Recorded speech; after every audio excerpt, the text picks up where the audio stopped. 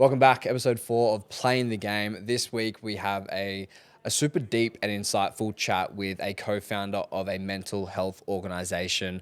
We go into some of the programs that they run through school, what they're teaching through the programs, and just strategies to help people overcome mental health challenges. So I don't say this lightly when I say you will love this episode. Let's get into it. Today I have Casey Lyons. For those of you who don't know, Casey is the founder of LIVIN. LIVIN was a charity started around mental health, and one of his best friends passed away. It's been started in 2013 now, I believe. So Kicking on for a while now. We met through footy, so that's where we sort of make that connection across. Just give you a bit of an insight into what LIVIN is for anyone who doesn't know what it is. Well, mate, firstly, it's a pleasure to be here. It's loving the content you're putting out and lucky and grateful to be a part of it. As you said, we started in 2013 after my best mate, Dwayne Ali, took his life. Mm-hmm. Dwayne and I met first day of grade 1 and we kind of did everything together. Dwayne came from a beautiful family. He had, he was quite talented. He was tough. He was good looking. But behind closed doors, he lived with depression and bipolar. Mm-hmm. And this was something he had a hard time articulating. He had a hard time letting people know how he felt. And then in turn, he had a hard time accessing support. And there's plenty of great support out there. So after his passing, we were confronted, not only with a whole range of emotions, but with the statistics that surround both mental ill health and suicide in this country. And suicide is the leading cause of death between the ages of 15 and 44. And mental ill health will affect 1 in 4 people in any given year, and they say in our lifetime 1 in 2 people. And for the amount of people that experience mental ill health, less than 50% of people access support. And the number one reason for that is stigma. Mm-hmm. And that's when we realised we had to do something.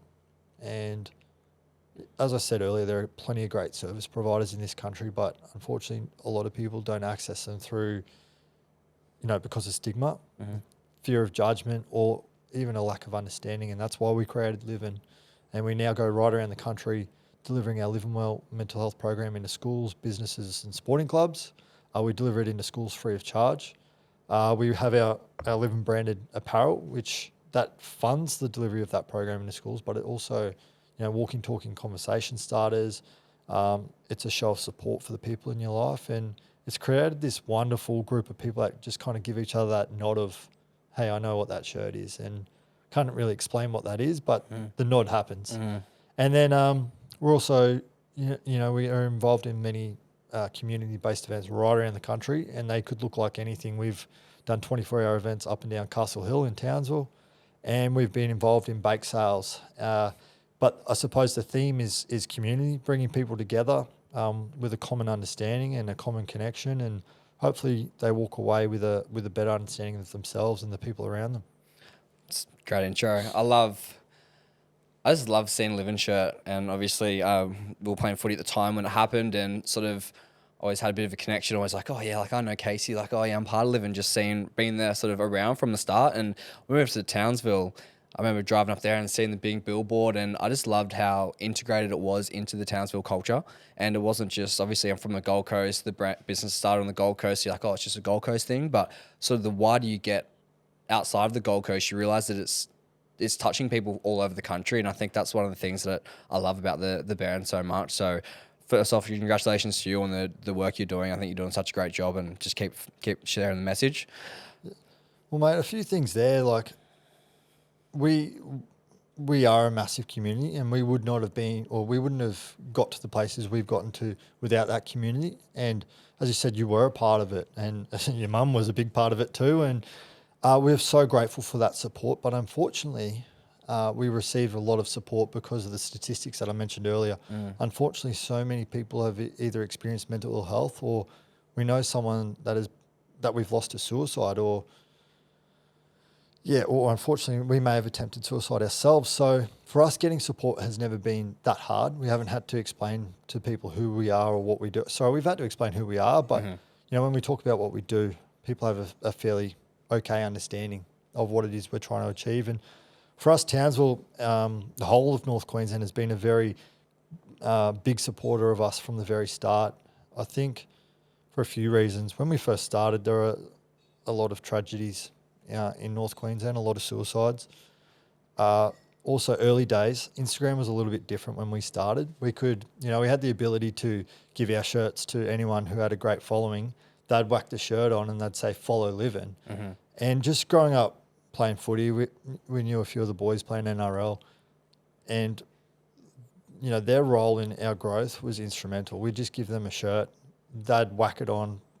As I said, they'd give us a shout out and our following would just take off. And I think if you look at North Queensland, footy's a religion and that's probably why we've got a great supporter base in North Queensland.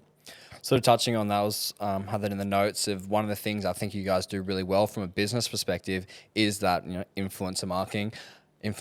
Sorry, so obviously you have one of your good mates, Alex Glenn, is one of a key promoter in that, but also every now and then I still get the ad pop up of Chris Hemsworth jumping on that jumper. How did that go about? Was that intentional, like through that influencer marketing you went and reached him, or was it sort of just organic? No, it was a bit of a fluke. We've got a great friend who works in the film industry, and he used to wear LIVIN clothes to work every single day. And Chris stopped him one day and said, "Mate, that's a cool shirt." And when our friend told him the story behind LIVIN, because he was also a very good friend of Dwayne, Chris said, "Mate, that's awesome. Can you get me one? I'd love to help out." And I remember our office was just down the road here in Burleigh, and at the time was just Sam Webb, my co-founder, and I working in the charity. He was based in Sydney, so it was pretty much just me packing all the orders, and I went down the shelf and just one of everything.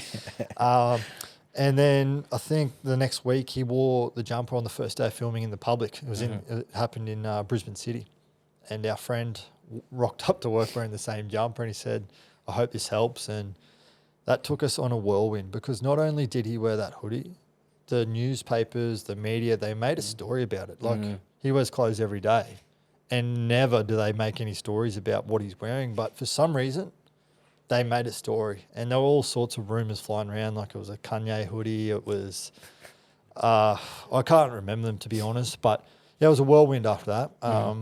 Orders spiked, 800 to 1,000% for a while there.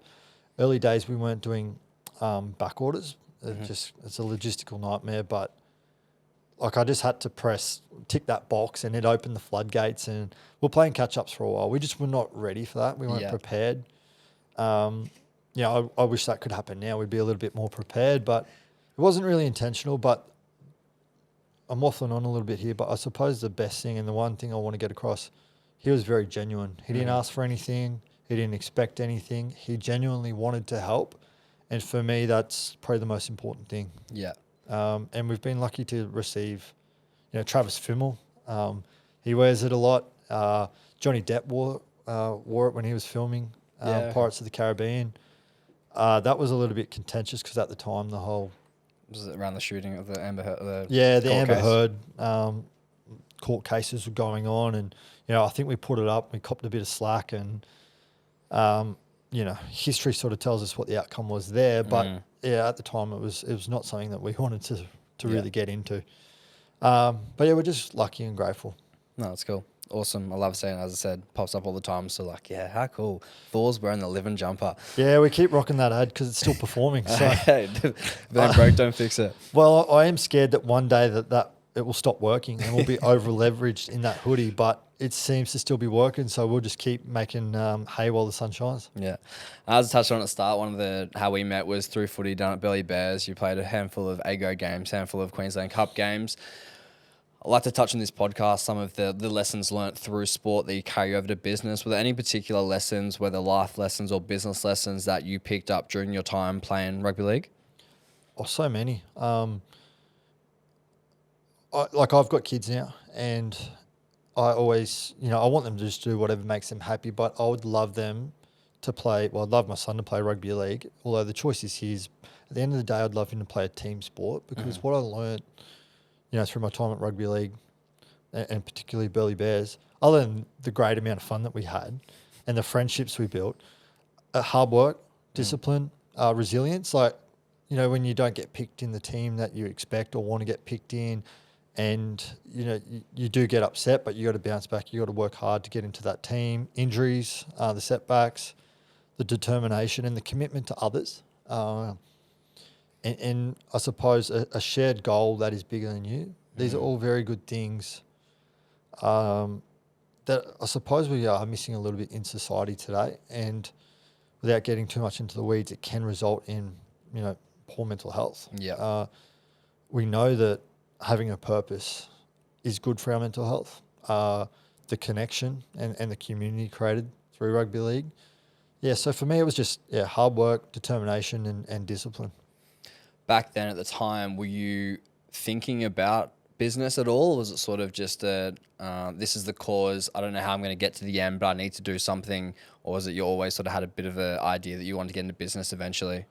No idea. I was a carpenter when we first started LIVIN. I knew I didn't want to be a carpenter forever. I just wasn't that interested. Mm-hmm. So therefore I wasn't that good at it. Or I don't know, it just wasn't for me. I didn't mind it because I got to work with good people and, we were doing different things all the time and we're quite active. So in that regard, I did like it, but I just knew that I didn't want to do it forever. And in regards to LIVIN, I always knew I wanted to help people. Mm-hmm. But Dwayne's death kind of threw me in the deep end and I can't say I thought about it. It just happened. And I don't want to sound too woo-woo, but the night he passed, I went and visited him and something just happened. And as I said, we're very, very close. We had a great connection. I feel as though he just kind of tapped me on the shoulder. And not just me, because there's a lot of people involved. But he kind of just said, you need to help people now. Mm-hmm. And I truly believe that because maybe if I had time to think about it, I might not have done it because I would have been scared and I wouldn't have known where to start. But, yeah. So from a bit of my research, it was you, obviously Sam Webb was the other founder, started in his bedroom, then moved to a garage and it sort of gradually expanded. What was it sort of like when you initially started? What were some of those early challenges? As you said, you had no business experience. So it was like packing the shirt, sending them out, learning how to take orders, all that sort of thing. As bad as this sounds to some of the business students out there, I think not having an idea of what we were doing worked to our advantage. Mm-hmm. We didn't see challenges. We only saw possibilities because we were so naive and we didn't know any better. Sam did have a background in business. He came from that background and it's kind of I was living in Sam's house at the time. It's kind of why I said, hey, mate, can you help? And he was all in from the start and so grateful for that. It would have been, could never have done it alone. Early challenges, as I said, we just got so much support from the early days and the biggest challenge would have been not having any funding, just bootstrapping from the start. Early days, that's probably why we did merch because that was something, well, at Dwayne's funeral, we got a heap of shirts done with his face and we gave the money to his parents. Like we sold them for $25. There wasn't much money left over and they said, no, you guys do something positive with it, find a charity. And at early days, we were donating to Headspace at Southport and we were making our shirts and we came up with the name LIVIN because that was something Dwayne used to say. Mm-hmm. Dwayne was very cheeky and he found great joy in making sure that I was a butt of all of his pranks and jokes. And one particular story, I was living in Sam's house at the time and Sam's quite a clean freak and OCD.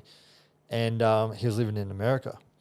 And it was my birthday and Dwayne looks at me and says, let's have a ceiling party. I go, yeah, what's a ceiling party? He runs and a chair similar to this, he just whacks it through the ceiling and then pulls out and does it again. And my jaw's on the floor and said, what are you doing, man? And he goes, just living.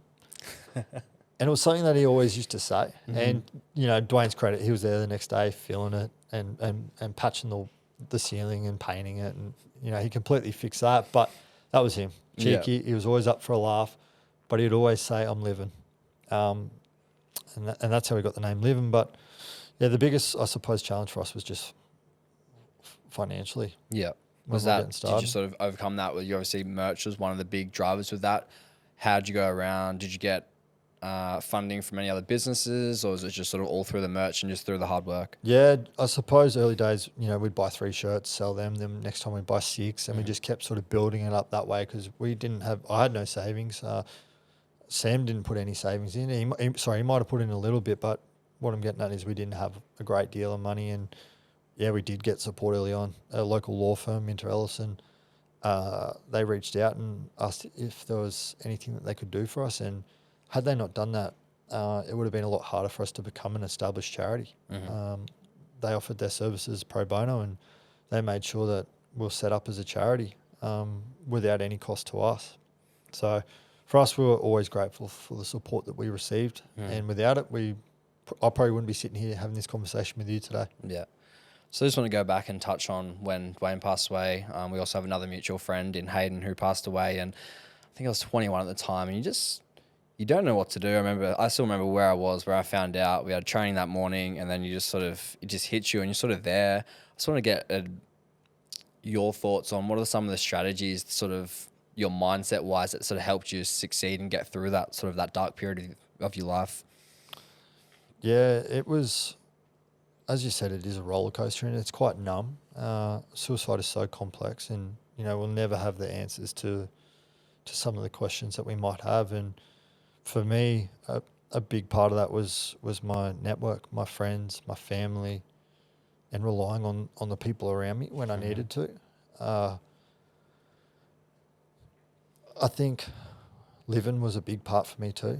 Throwing all of my energy into that and moving forward with something positive certainly helped. I often think, where would I have been, or what would have I done had we not thrown our energy into something positive? And that can be a bit of a scary thought, but yeah, for us, it was just, or for me, just relying on that community of people around me. And at the time, I was still playing footy, and that was great for me too. Exercise is just so good for our mental health, and it's not necessarily a distraction, although it is, but it helps get you through it, and it helps you start to feel better. And I was also working in the mines at the time, which was not good for my mental health. The working part was okay, but then when you finish work and you're alone in your donga and you're there with your thoughts, that is not good for your mental health. So I didn't last there for too much longer because I just knew it wasn't good for me. Yeah. So in short, it was just doing more of the things that was good for me and less of the things that was bad. And I remember it comes in waves, the emotion and the grief. And there was a period there where I was becoming quite an aggressive drunk or an angry drunk, and I just stopped drinking because I knew that that's not me and that's not how I want to be seen. And I just pulled back for a bit, and I slowly sort of put the toes back in the water with the drinking, and I was in a better space and I could do it. Yeah. I guess going from there, one of the big things that you do at LIVIN is the LIVIN Well program, and you're at some huge companies. You're at Coles, Google, KPMG, Ubisoft. You got some programs in all these massive companies. You're in the schools as well, as you mentioned. What are some of the messages that you're teaching through this program that you're trying to implement and get everyone to be aware of? Yeah, and education for us is the most important thing that we do, because with education comes understanding, with understanding comes acceptance, and with acceptance comes hope. And that's why we're very big in delivering into schools. If you can teach a youngish dog new tricks, they have a better chance of implementing them. And we talk about warning signs and symptoms of what mental ill health could look like. We talk about the difference between mental ill health and mental health, because we all have mental health, and our mental health, just like our physical health, can exist on a continuum from well to unwell. We talk about how to start a conversation with someone that you think could be experiencing mental ill health, how to practice self-care and what that could look like for you, because it's completely different for everyone. Where to go to get help, and how to reach out for help if you yourself are experienced. And through our wonderful facilitators, they oftentimes add some storytelling component, from a lived experience perspective into that program. And what that does is it puts things into context, and, storytelling is just so powerful. People have a better way of remembering things when you involve storytelling. And then what else we do is we make people feel comfortable in doing these things, because we normalize it and we destigmatize it. How many schools or workplaces are you guys in now? Last year we delivered over 400 programs into both schools and businesses. Yeah. As I said at the start, we deliver, all the money that we raise as a charity goes towards delivering that program into schools free of charge. And we deliver to way more schools than we do businesses, which comes at a significant cost. But for us, it's our passion and it's what we love to do. And in our 10 years, we've delivered to over 300,000 people. Yeah. That's face to face. We, during COVID, we're doing some online delivery. We now have a 4-part animation series that sits on YouTube, free of charge. So we've delivered to many more, but in person, face to face, over 300,000 people. We were talking before about, is it Detective Duck? Am I getting that correct? Detective Duck. Detective Duck and the animation series, and how it just gives a different perspective on, sometimes people aren't as comfortable. I know you're trying to break that stigma, but not as comfortable talking face to face. So it gives a different perspective. Tell us a little bit more about this initiative.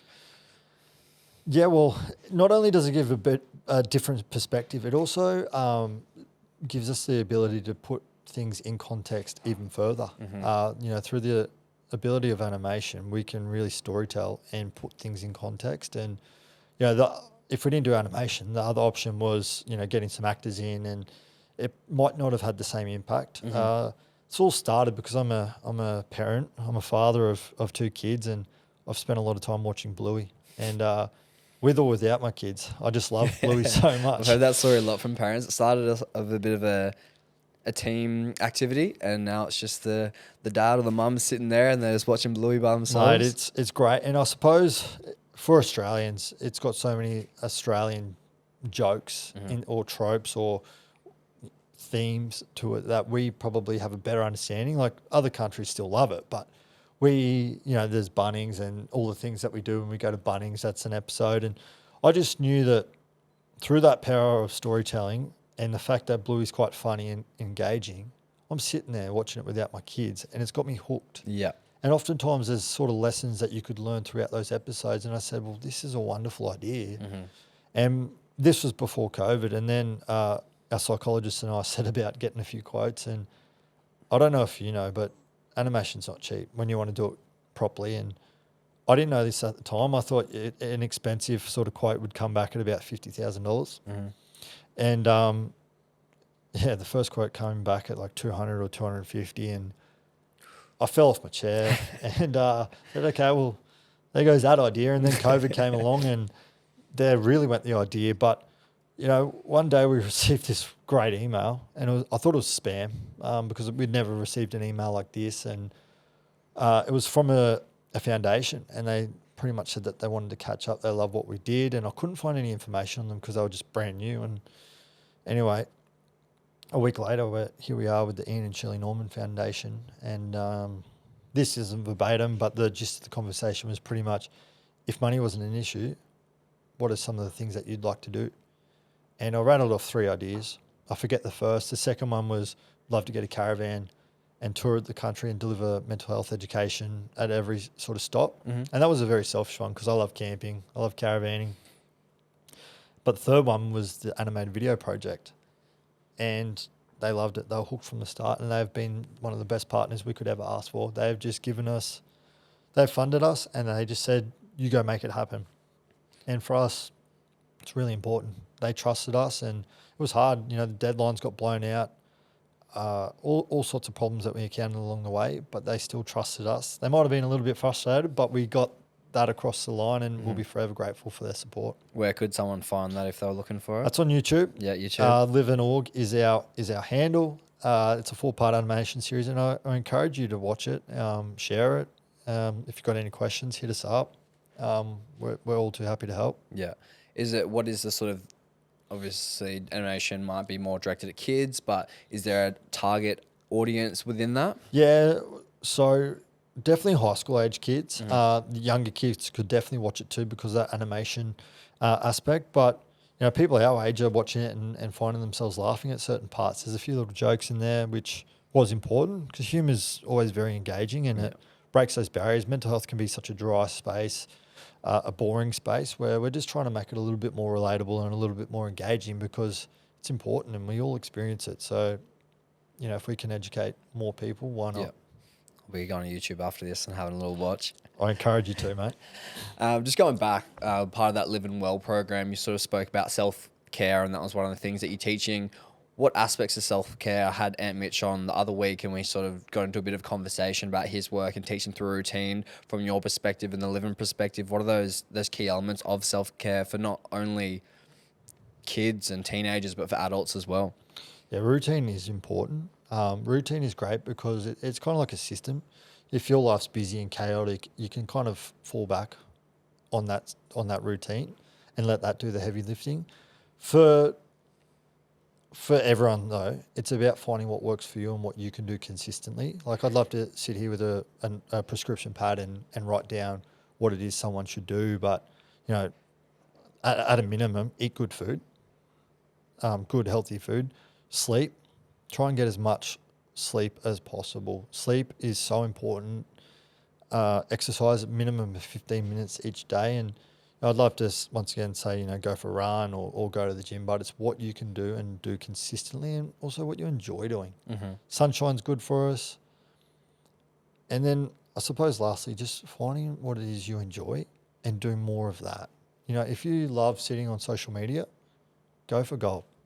But at any point, if you're starting to compare yourself or it's having a negative effect on your life, put your phone down, go outside, or maybe pick your phone up and call someone that makes you feel good about you.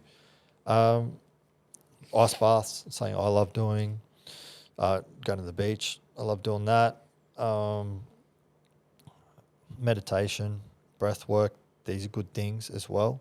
In high stress situations, if we can rely on our breath work or our meditation, it can bring us back to be centered.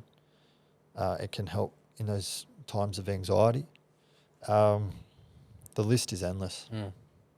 I think some of those key points, I had a big weekend, not on the alcohol, I just had a course all weekend and I went for a while, and I just woke up on Monday, so I didn't really get any exercise and didn't really see much sunlight, didn't get to go to the beach or the things I love, and it's very hard on Monday to get out of bed and to do the things I needed to do. And it was just such a battle to get back into that routine. And I know it's such a battle, but it's hard to sort of overcome that sometimes. But today I've, went to the beach this morning, I got my sunlight, I had my exercise this morning, and the difference is just incredible. And I know it's hard for people sometimes to be like, oh yeah, I'm not feeling it, I'm too tired, but energy creates energy. If you can sort of just get past that little barrier and get to the beach or do that 15 minutes, I'm going to say life-changing because it honestly is. It is. And it's a great point. If you fall off the wagon or you miss a couple of days in that routine, that's okay. Like life happens, life is busy, and try to remove that pressure from yourself. But the best thing you can do is just get started. One foot in front of the other. Start small or just jump in the deep end, whatever you want to do, but just do something. And it's like anything. Like oftentimes people, when they're trying to access support, oftentimes it's the first time that's the hardest. Yeah, you might have a bad experience that first time, so that could be the worst time, but oftentimes the hardest part is just that first interaction. Yeah, I'd definitely agree. Even just, it's way different. Shouldn't even compare it, but even like the content game, you do one post and you're like, oh, what's everyone going to think? And then you do another one, and just sort of say I'm starting a business. You're like, oh, what if someone judges me for my business? And a day goes past, a week goes past, and you're just like, oh, this is easy now. Sort of that barrier changes. Your first date? Yeah. Oh, that was your first scary. Tinder up?